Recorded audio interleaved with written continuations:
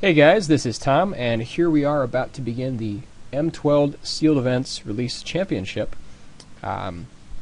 So just in a few minutes here, we're going to end up seeing the sealed pool and construct a deck for probably about 10 rounds of Swiss, maybe 8 just depending, and hopefully make it into the top 8 draft. The prizes on the line today are 4 premium sets of M12 for the first place, and I think it goes down to maybe 8th place or something like that. But at any rate, this is a big tournament.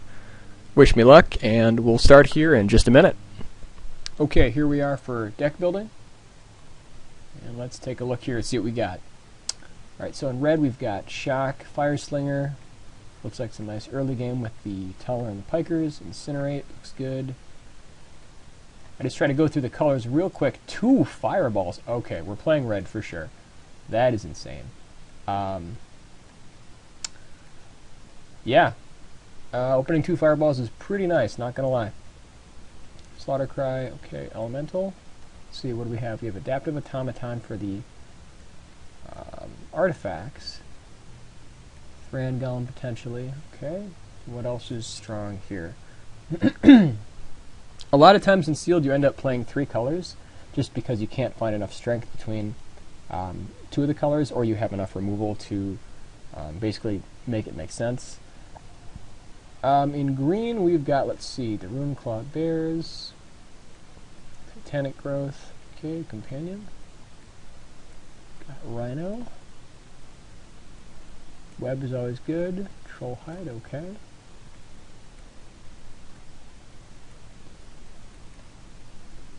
Basilisk. Stingerfling Spider is very nice. Okay, so the green may not be good enough. Some decent late drops, but the early game is okay. We'll see how it goes. Let's see, for blue, Ponder, Ice Cage, a Mana Leak, 2 Divinations, and a Frost Breath. Okay. 1 Bell Tower Sphinx. Okay, blue is out. We just don't have enough creatures in blue. Doesn't do enough. I'm actually happy to just cut that right away. So, blue is out of the picture. Alright, black, we've got, let's see, Skeleton, Deathmark, Sideboard, Tormented Soul, Child of Night. Double Gravedigger is actually very nice to see in black. Can really get a lot of advantage that way. Let's see what else we've got. Distress, okay. Mind Ride is fine. Grave Titan, okay. So black's looking pretty good. Tutor to go get Titan, it's always fun. Potentially Dark Favor. Okay, so green is probably less powerful. And let's take a look at the white just to see kind of where we're at for sure. So, right now it's looking like red and black are our strongest colors. White, what have we got? Stave Off, okay. Lockkeeper is great. Got the Warhorse, the Oromancer to get back the... let's see. I suppose Divine Favor is okay. Sarah Angel, it's nice to see. Peregrine Griffin, Arbalest Elite. Day of Judgment, okay, so white's pretty good. Veteran. Griffin Rider. We have 1 Griffin, okay, so that's probably not getting played. Gideon's Avenger is a card actually, which can be pretty powerful. Let's see, Enchantress, no. Mighty Leap, maybe. Okay, so, and maybe Dignitary. Alright. So, we're looking at basically the red, the black, and the white. From these 3 colors, the creatures in red are not that amazing. They're fine. We've got some early game. We have, like a Bonebreaker Giant. What we might end up doing is just running the red for like the fireballs, the incinerate, and the shock, and then just run like white-black. Now the question is that going to weaken the deck sufficiently so that we need to basically just choose like a 2-color deck? So I mean, we're playing the red for sure. There's no question we're playing red with 2 fireballs. You can't turn that down. And I think that Grave Titan is so powerful. I mean, if he hits play, it's got to be over. The Gravediggers are great. White is really good, though. I mean, Sarah Angel, Gideon's Avenger, the Lawkeeper, like Stave Off is a great trick. Day of Judgment. I suppose it's possible we could look at like a 3-color deck here. If we were going to do 3 colors, we would definitely have to run like 18 land, just because we've got double white for Day of Judgment, double black for Grave Titan, a lot of double white, So this is actually kind of an interesting decision. The quality of the creatures are much better in black and white than in red, but I mean, the red creatures are early, which is nice. What we might have to do is just give up on a bomb, in one of these 2 colors, in white or black, in order to play the red. Because the important thing about the red is that it fills in an early part of the curve.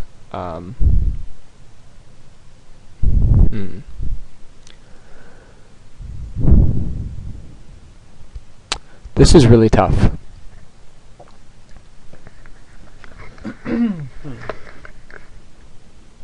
So I don't think we're going to be playing Mighty Leap, probably. Probably not Dignitary. Maybe play Divine Favor, not sure.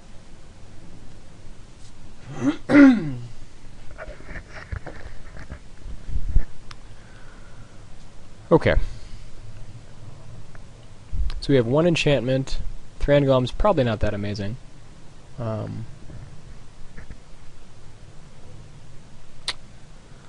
I think that, Grave Titan is a more powerful card than Day of Judgment, because while Day of Judgment can, wipe the field, Grave Titan just wins the game.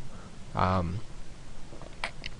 think the white does look good, but let's take a look at the red-black shell, and just, take out white for the moment, see how it looks.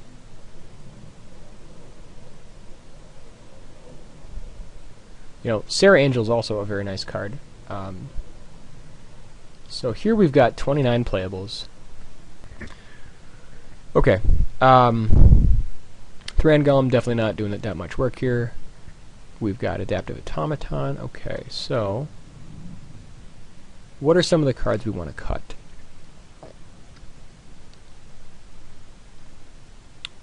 We could probably cut a 3-drop. We may not play the Manic Vandal if we play like the Crown, for instance. Lava X is fine, but it might be on the weaker side.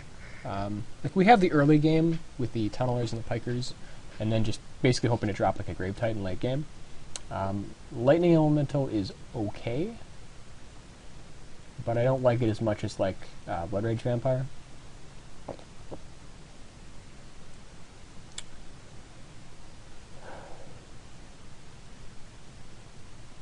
Okay, so now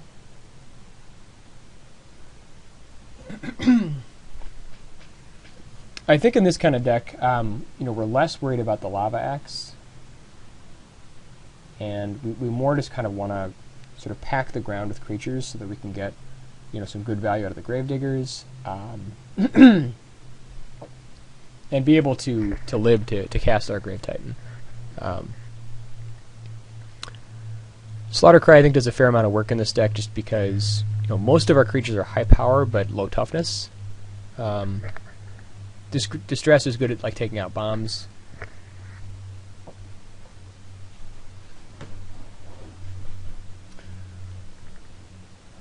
So we're at 25 here. The Tunneler might be one of the weaker cards here. We have, let's see, he pushes through Hellhound, Automaton, Great. Okay, never mind. Tunneler's pretty good, actually. We only have one Bloodthirst card to turn on with Tormented Soul, but it's nice because it fits into the 1-drop slot. You know, kind of gets in.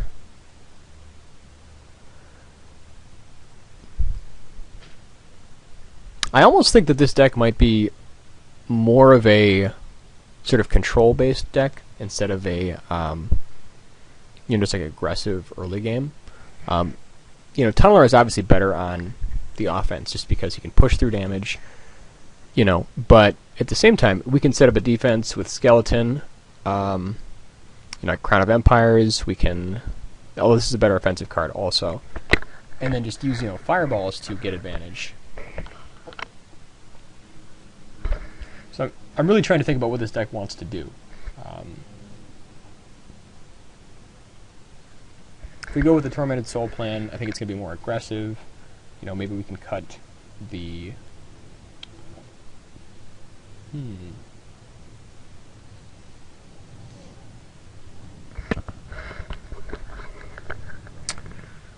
It's a good question. I'm not sure what I want to cut here.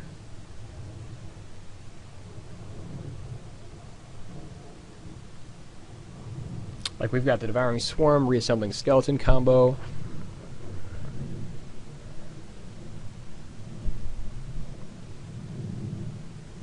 I guess I kind of feel like I want to...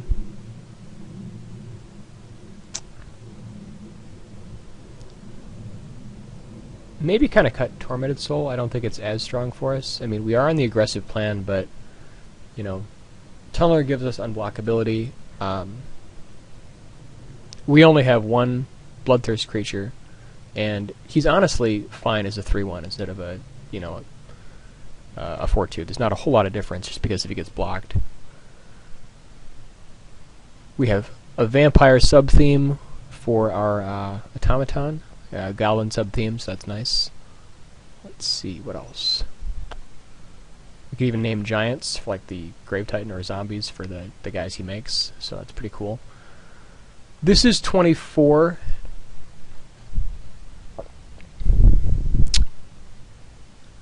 I think we want to make... I think we want to make probably one more cut. Although, one thing that I would point out here for this deck, I think this deck might actually do better on the draw. The reason being is that we have 2 Fireballs to get more advantage. Seeing the extra card, making sure we have the mana to do so.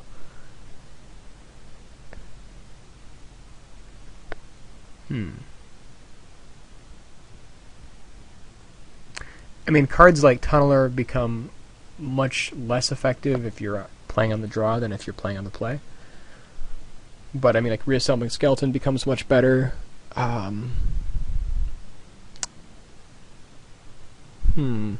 think Tunneler still does a fair amount of work here because he does push through, like, the Child of Night, he pushes through the Pikers, the Gravediggers, so he can get damage through the Hellhound.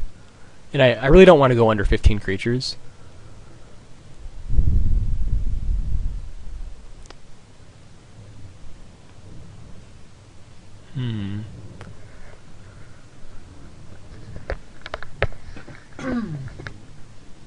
Maybe the cut here is to cut...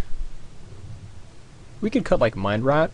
We have a fairly decent 3-drop slot. Distress might be a little bit more useful for us. I mean, we get more value out of Mind Rot, but you know, we might want to be playing creatures on the turn that we're playing Mind Rot. That's hard to say, really. I think I probably will cut one of the discard cards. I'm not sure which one. I think actually I'll probably cut Distress. I mean, with Mind Rot we can get a little bit more value, and you know, this is much better like if we see a bomb to bring in. So I think we'll probably go this way. And we have the Tunneler. It's still fairly aggressive, so being on the play with this deck is probably better. The land count, let's see if we have any special lands here. Don't believe so, but it's worth checking. Nope. Okay. Alright, so we'll go ahead and 9/8. Does that seem right? Well, we have early red in the pikers and the tunnelers. We have a little bit of double black, but no real reason to have more black than red. I think actually I'm going to go 9-8 with mountains instead, since we have the fiery hellhound, and we really want to play fire stinger on turn 1. Yeah, like we have double black for like the tutor and the swarm, but they're a little bit later in the game, so I think 9-8 with mountains looks a little better. Okay, we're just going to take a quick look over the other cards we've got here just to see if there's other cards we want to play. Like there is an argument for playing the lava axe or even playing like the lightning elemental, but I was trying to think what I would take out.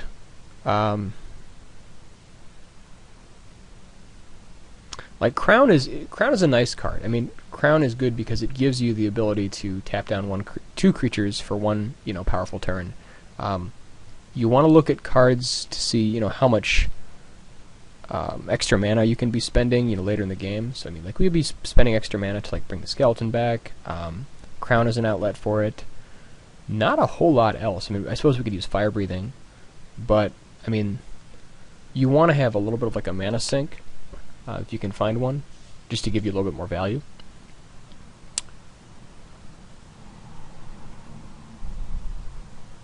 Yeah, I'm not a huge fan of the lightning elemental, but he might have a place in this deck because we have 2 gravediggers. We've got the slaughter cry.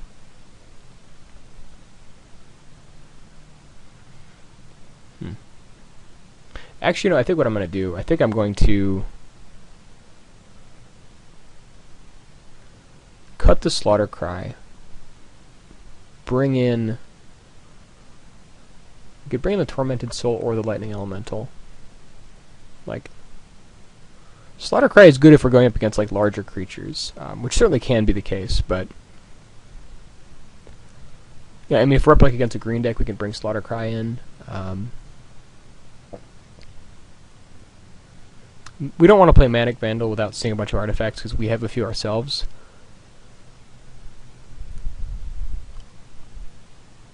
We could play like the Distress or the Tormented Soul, or maybe we could play like the Lightning Elemental.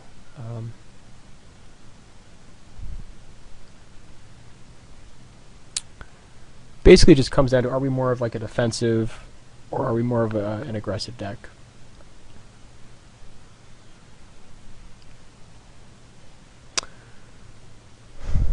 I think we have a decent amount of removal and like tapping that actually Lightning Elemental might have a good place in this deck. So I think we'll run that. You can still block in a pinch. So that is how we'll do it. Alright, we will see you for round 1. Okay, here we are for round 1. So I think with this deck we do want to play, if we can get enough early damage in, maybe try to fireball them out or something like that, or drop a Grave Titan. And it looks like our opponent must have just left or something, or not shown up, because our opponent has 140 cards in his deck, which is something you don't see very often.